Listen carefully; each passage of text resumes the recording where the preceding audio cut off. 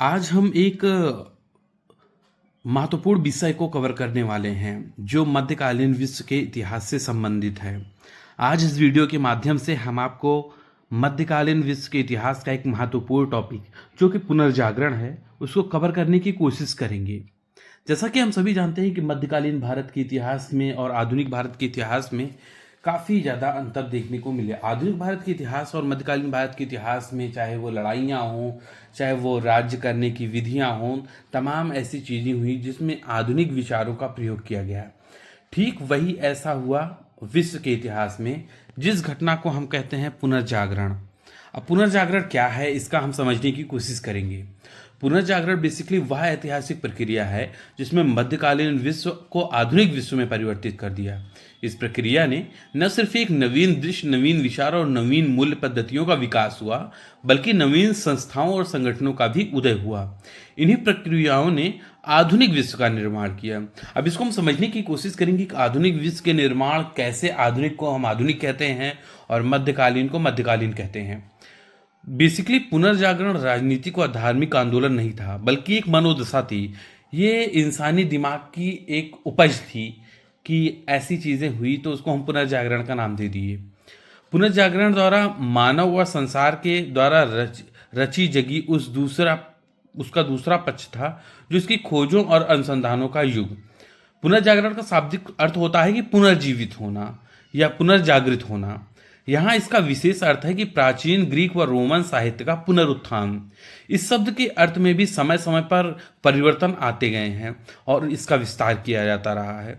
इस शब्द का अर्थ उसकी समग्रता में इतिहासवेत्ताओं के लिए चुनौती बन गया है, क्योंकि ये विभिन्न बातों में परस्पर विरोध की प्रक्रियाओं का योग है। अब हम आगे देखेंगे कि इसमें जो है कि पुनर्जागरण को निर्मित करने वाले वो कौन कौन से कारक रहे हैं। इसमें देखेंगे कि कुस्तुनतुनिया का पतन 1443 में हुआ, छापे खाने का आविष्कार 1454 में हुआ, नवोदित व्यापारिक या वाणिज्यिक वर्गों का उदय, उसके बाद इसमें जो कुछ विश्वविद्यालयों का उदय हुआ, इस कारण से भी जो है वो पुनर्जागरण हुआ। धर्मयुद्ध के कारण से सामंतवाद का पतन भी पुनर्जागरण का एक महत्वपूर्ण कारक था। इटली के नगर राज्यों का उदय। अब ये सभी कारक जो है पुनर्जागरण के लिए जो है वो समान रूप से उत्तरदायी थे। अब हम देखेंगे पुनर्जागरण के कौन कौन से तत्व हैं।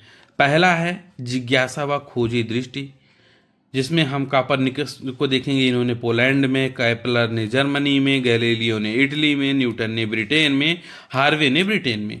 अब इसमें साहसिक मनोभाव हुआ, जिसमें Christopher Columbus, Vasco da Gama, इन लोगों ने तमाम देश की यात्राएं की और उसके पश्चात जो है एक नए विचार का इन्होंने वहाँ के लोगों से मिले, वहाँ की संस्कृति को समझा, नए विचार को जन्म दिया। ये जो है पुनर्जागरण का एक महत्वपूर्ण कारण रहा। कालांतर में व्यक्तिवाद पूंजीवाद से जुड़ गया और एक पूंजीवाद अवधारणा बन गया। इसी अवधारणा की अभिव्यक्ति मूलभूत अधिकारों के रूप में हुई, जिसे पहली बार अमेरिकी संविधान में शामिल किया गया। अब इसमें हम देखेंगे कि मानवतावाद भी जो है वो एक पुनर्जागरण का एक महत्वपूर्ण कारक रहा है।